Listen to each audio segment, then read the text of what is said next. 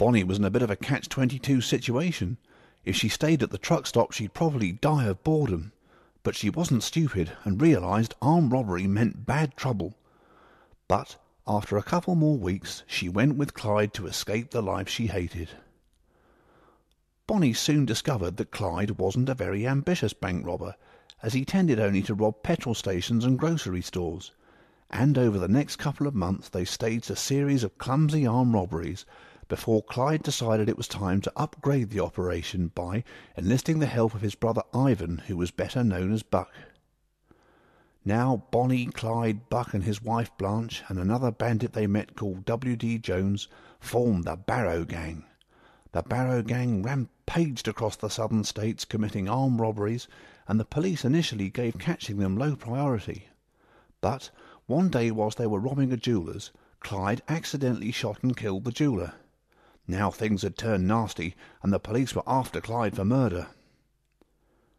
During the early 30s, people were still recovering from the shock of losing everything they had, and adapting to life as a hobo or a wandering tramp. So any form of escapism was very welcome.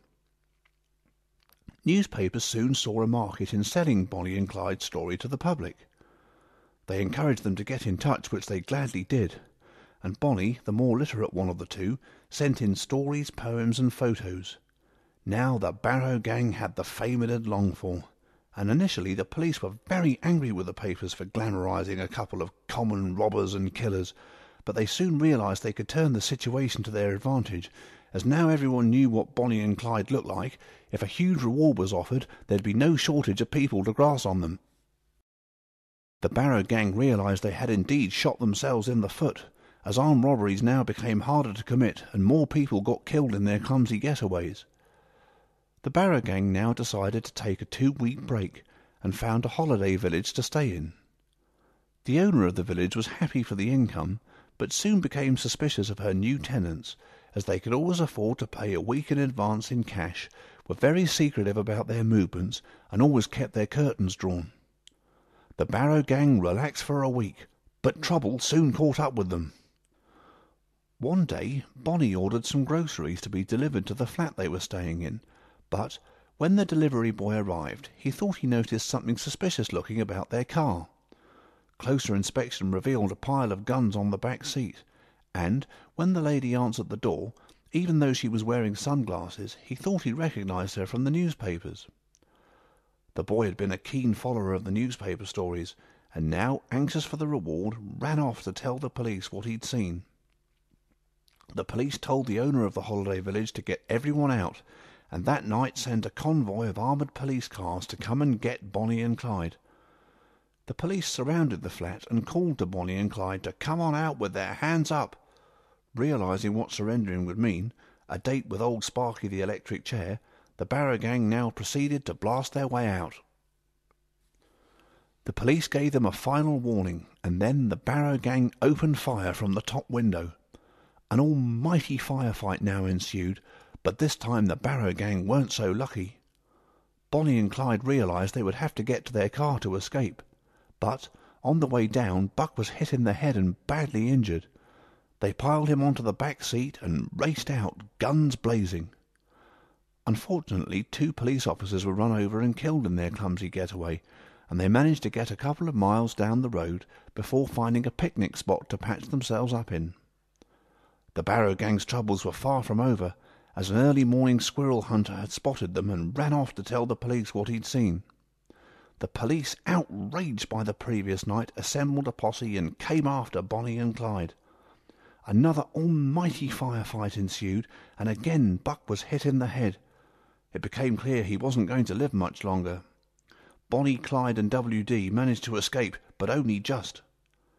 The police had now captured Buck and his terrified wife Blanche, and they knew she'd squeal, and squeal she did. She'd been a preacher's daughter and hadn't wanted to go along in the first place. In exchange for the information she knew, she was let off with 10 years in prison. The net was now closing in on Bonnie and Clyde. By now, Bonnie, who was always a realist, relented to say, "It can't be long now before they get us. I want to go and see my mamma before I die."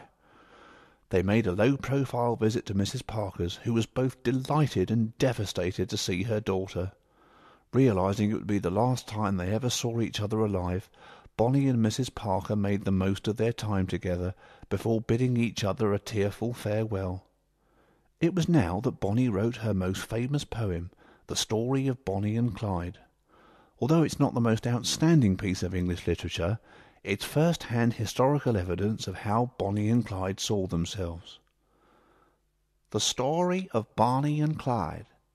You've heard the story of Jesse James, of how he lived and died, and if you're still in need of something to read, here is the story of Bonnie and Clyde. Now Bonnie and Clyde are the Barrow Gang, and I'm sure you've all heard it said about how they rob and steal, and those who squeal are normally found dying or dead. There've been many untruths and write-ups that are not half as unscrupulous as that. They just hate the law, stool pigeons and rats. When they try to act like good citizens and rent themselves a little flat, they're invited to fight in the middle of the night in a hail of sub-guns with a rat-a-tat-tat. They call them cold-hearted killers. They say they are tough and mean.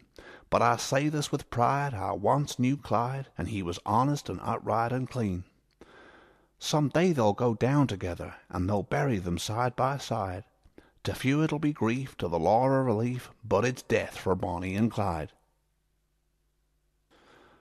After they left Mrs. Parker's, a remaining gang member, W.D. Jones, said they could go and stay with him and his father on their farm in Louisiana. Mr. Jones was delighted to see his son, but not very impressed with the company he brought with him. Wanting the best for his son, Mr. Jones went down to see the local sheriff. The local sheriff realized he was onto something big and referred the case to the Texas police.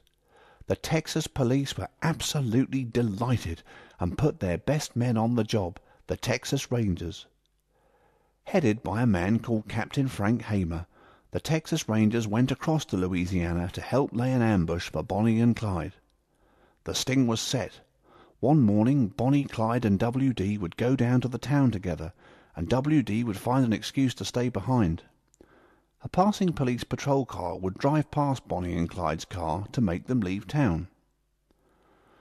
On the road leading from the town to the farm, Mr. Jones would be waiting on the roadside pretending he had a flat tire. The Texas Rangers were waiting behind him in the bushes with their Browning automatic machine guns, hoping to use him as a decoy. Everything went according to plan, and when Clyde saw Mr. Jones had broken down, he pulled over to help him. Mr. Jones had been well briefed, and, at a signal, rolled underneath his lorry. With Bonnie and Clyde's reputation for escaping, the Texas Rangers were taking no chances whatsoever, and absolutely let rip with their machine guns. 150 bullets were pumped into that car, 100 hitting Bonnie and Clyde between them. They were killed instantly. A newspaper headline read the next day, "Bonnie and Clyde die in a hail of bullets." Bonnie and Clyde were brought back to Texas for burial, but they weren't buried side by side, as Bonnie put it, as Mrs. Parker refused to let them be buried in the same cemetery. Thus perished two of America's so-called most colourful outlaws, and in Texas today you can go and see their car in a museum, and even the clothes they wore. Bonnie and Clyde's story just goes to show, a life of crime and violence will get you absolutely nowhere, except a very early grave.